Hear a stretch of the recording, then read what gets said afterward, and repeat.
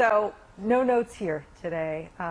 There's no. So we're just gonna have a real conversation. We're just gonna have like a real conversation. Okay.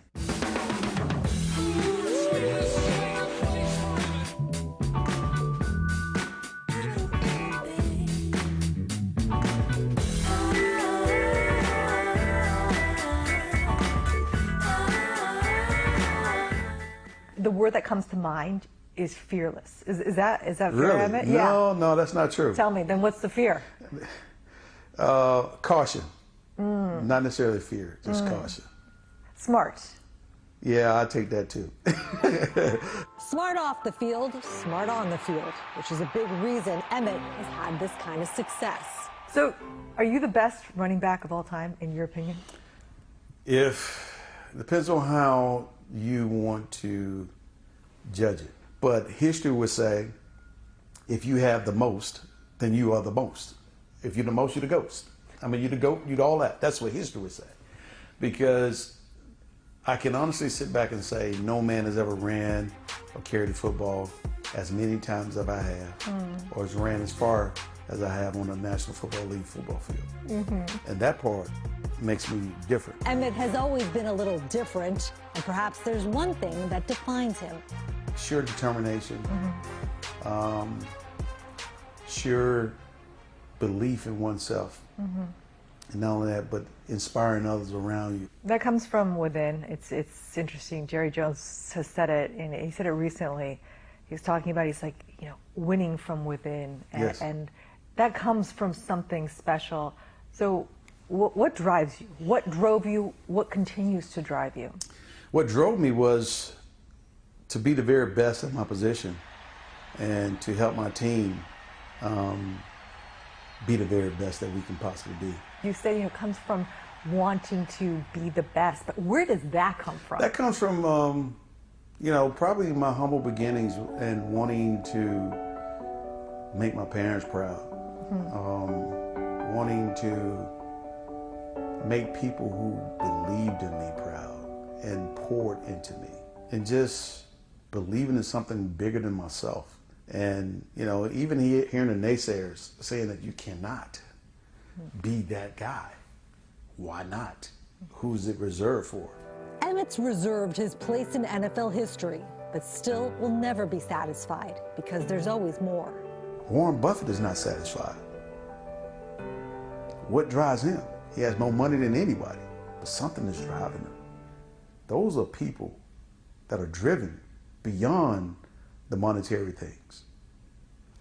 To me, I'm steady evolving, and I want to continue to evolve. And I get it. I think there's also, with that comes a lack of being content. Yes. Which some may say it's you could call it the demons, you can call it whatever it is, but never fully being content if you're never going to be satisfied with what you have. Well, it's not about what you have, it's what you can do. What you can do. What do you have the ability to do?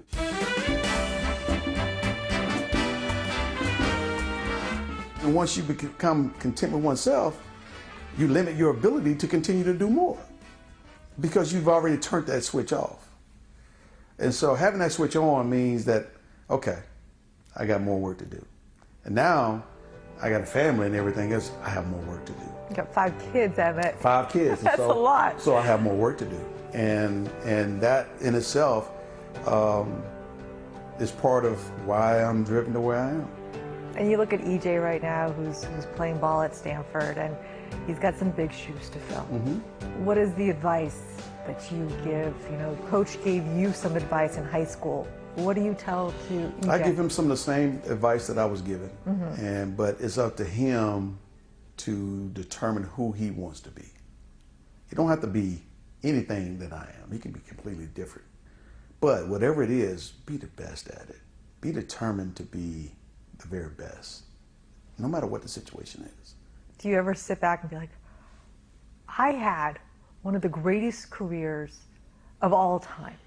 Do you ever reflect on that? I never have taken the time to reflect like that. Should we do it right now? Yeah, we can do it right now. Let's do it right now. We can do it right now. I mean, what I appreciate about going into the Hall of Fame is that it gave me a chance to reflect.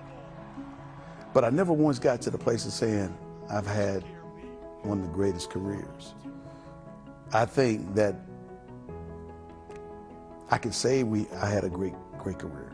I can, because I can go and look at 2 state championships in high school from a school that wasn't supposed to do anything. Then I can go and look at the 3 Super Bowls that we won here at the Dallas Cowboys from a team, an organization that wasn't supposed to do anything. And so that part I'm proud of. And so when I sit back and reflect over my overall career, I am extremely, extremely pleased and very, very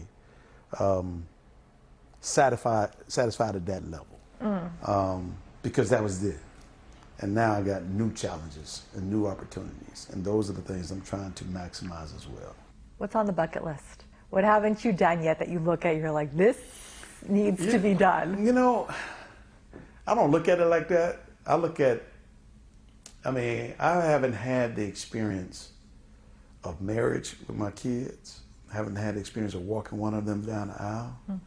Haven't had the experience of a grandfather. Don't want it anytime soon. But should we call it EJ right now? Just be like, listen. No, but it's those things that I look forward to that will come. This is a nice place here, and we're going to have dinner, and we can choose 3 people, and they cannot be family members. 3 people? We're choosing 3 people who are going to join us for dinner, Emmitt. Who is joining us for dinner, dead or alive? Dead or alive? Dead or alive. Oh, my. I would like to have Jesus Christ sit at that table. Okay. That's taking one spot. So he can turn water into wine right before my eyes. We have some wine over there. We can help you out with that. A younger Muhammad Ali. Okay. All right, so Muhammad Ali. Yeah. Because I've had dinner with Jordan, I've had dinner with Magic, I've had dinner with Roger. And so Warren Buffett is one of those persons that I would love to sit at the table with. Okay. Maya Angelou. Maya Angelou, she said, and I'm paraphrasing, it's not what you do, it's how you make people feel. That's how people will remember you. Yeah. What is your legacy? How are people going to remember you, Emmitt? You know, that's a good question. It's for them to define it for themselves. How do you want people to remember you? People are going to remember me as a hard-nosed football player, a man that was driven. Consistency for 15 years in the National League. Consistency, period. A great teammate. I would like to be remembered as a great teammate. A guy who cared about his guys and would lay it on the line for his team and his organization. Emmitt Smith, best running back of all time. I'm saying it. You can kind of say it. I'll say it. Well, I take it. Thank you for your time. Thank you. So I got to say, my takeaway from the conversation is that Emmitt is one of the most driven and focused people I have ever met. And yeah, he's got that big personality, that big smile, but he's also incredibly introspective. I really enjoyed our conversation. So thank you, Emmitt, for taking the time.